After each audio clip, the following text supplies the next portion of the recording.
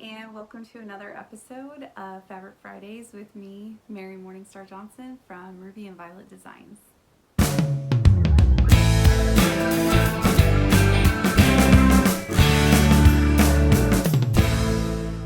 On today's episode, I am once again really excited to talk to you guys today about some fabric that I have to show you. And today's fabric is actually designed and made by myself.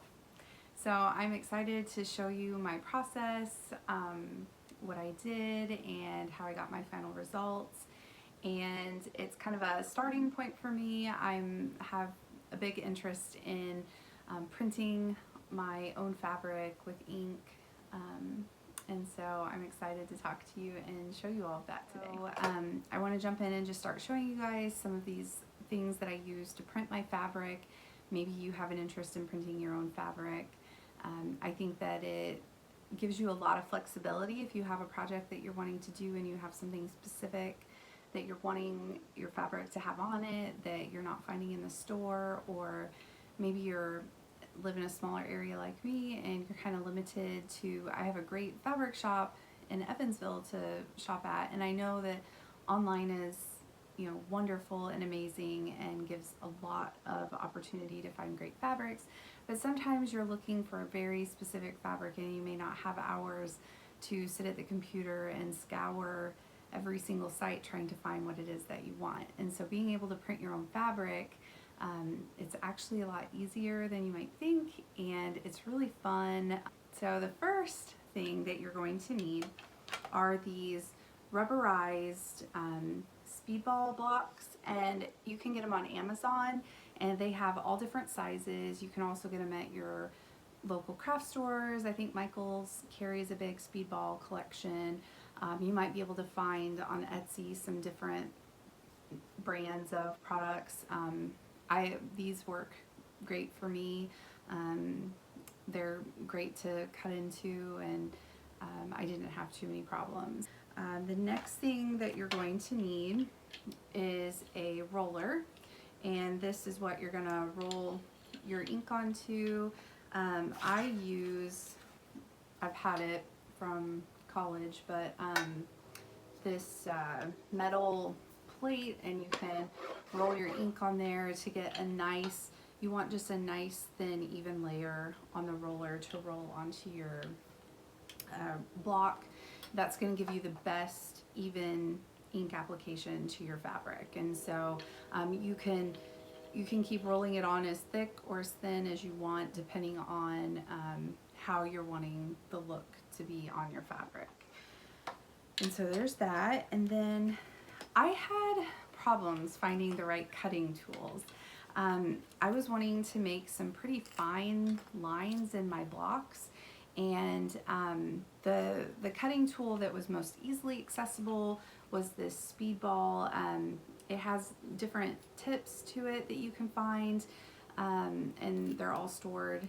This comes off, and then they're all stored in the bottom. But my problem was that these points weren't fine enough to give me my thinner lines that I was wanting in my blocks. And so, of course, I went online, tried to see what I could find, and it was hard to know what size I was looking to find. And so I was able to find this Japanese set, which is great, but it still wasn't as small and fine as I was wanting. And so I actually looked at a woodworking catalog. I think my husband got it in the mail, and it's called Garrett and Wade, and these are fantastic, and I definitely highly recommend them. They're very well made. They have all of these super small fine points, and I think they're made for woodworking, but it actually works great on these speedball blocks. And they have these really nice wooden handles, which are easy to hold on to, because that's another thing, you don't want to slip and cut yourself. I've done that a lot of times. It does not feel great. And then this goes down to like 1.5 millimeters, and so it can get pretty small, and it allows you to get a really great detail in your block. And then the final thing is ink. So I use just the Speedball ink. I found that it was great. I even washed and dried my fabric after I let it dry, I think, for 3 days. And then I washed and dried it in the washer, having no idea how this would react to being washed and dried in the washer and dryer. Perfect. There was no fading. It didn't come off. I recommend this. This is actually fabric block printing ink. Say that 5 times fast. Fabric block printing ink, and it's made by Speedball, and you can get it on Amazon.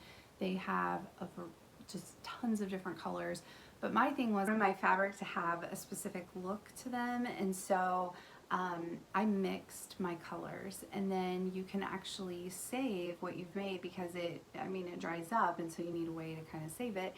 And I just took some old glass jars that had food in them, washed them really well, and stored my ink in that with a lid, and it kept perfect. I was able to use it over the course of several days, and then I still have some of it, and it's still great.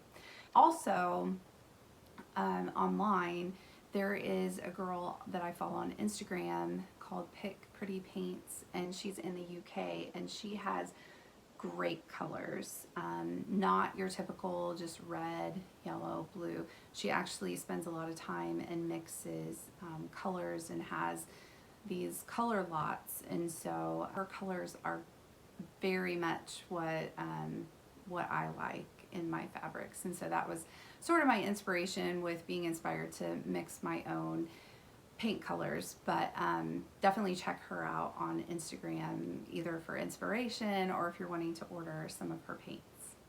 The next step that I did was I have Adobe Suite on my computer, and use Illustrator mostly. I use Photoshop for some things, but I mainly use Illustrator because I like to work with vector art.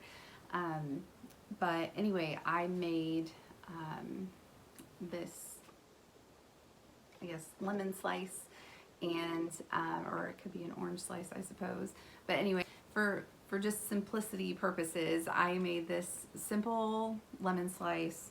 I copied it onto tracing paper, and so I traced it onto here, shaded it in really well with pencil, and then from there I transferred it to my block. So it transfers really easy if you're using a dark pencil. You can put it onto here, rub it really well, and then when you take it off, you should have that mirror image of that onto your block. And so that's another thing you might want to think about if you have a certain direction of the object that you're wanting to do. Whenever you transfer it onto here, it's going to be the opposite of what you made. And so I copied it onto here, and then I cut out my negative space, and then left my the positive space where I wanted the ink to roll onto, left that good. And so you have to kind of dig down pretty far so that your ink is not grabbing some of these marks, unless you're going for that look in your print. But then when I added my ink to it, then I just kind of did it by hand and just added a lot of pressure onto the fabric. And it worked really well for me. So you can play around with that and see, just how it works and go from there. So the fabric that I used, the actual fabric itself, I wanted kind of a muslin look, a very natural look to the fabric that I used, and I found this Earth Indigo fabric on Etsy, and yeah, it was Etsy, and it's a Canadian company, and when you order something, you don't quite know what you're going to get. It is amazing fabric. I definitely recommend it. It's Earth Indigo fabric on Etsy, and she offers 3 different colors. I haven't looked lately, it could be more, but I went with the lighter muslin color, and it's a cotton linen, or it's a lightweight hemp organic cotton fabric. And I really liked the look of it, and it was exactly what I got in the mail, so I was really happy about that. Definitely check them out if you're looking to buy some fabric. It washes up perfectly. And it's a great weight, I think, and it can be used for quilting, garments. I'll show you what I'm using mine for.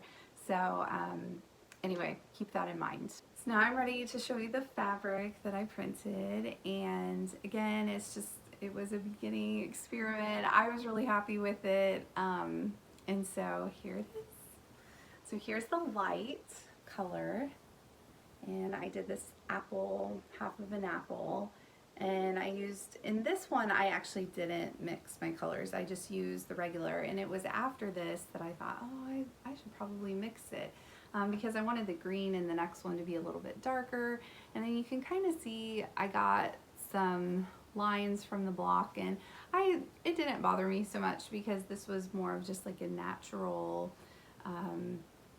color process on this one, and so I was pretty happy with this. Anyway, that's that one, and this is washed and dried, so you can see that the paint, or the ink rather, it did not fade this at all, and you can feel it on top of it, but it doesn't feel like it's gonna be, you know, scratched off or washed off or anything. And so again, I think this fabric works really well with the ink. And then my favorite of the two was, I did a lemon fabric on the denim, and you can see why it's my favorite, because this darker background just really makes that yellow pop. And this one I mixed my own green. I actually mixed the yellow, and I just fell in love. And you can see my little details in the lemon that I was wanting to do with the smaller cutting tools, and so and then the thinner lines were only achieved through using those really thin cutting tools. And so that is my lemon fabric. And then, so what I chose to make with this fabric is actually a pie carrier. So my husband's grandmother years ago gave me this pie carrier, and it's quilted, it's pretty old, and it uses this hardware.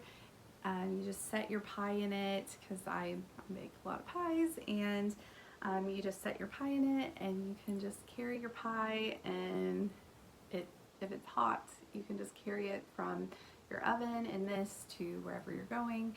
And I have always loved this, and I've wanted to make some more of them, but out of fabrics that I want to make them out of, even though this actually is a pretty cool vintage fabric. And so I actually made this one a while back,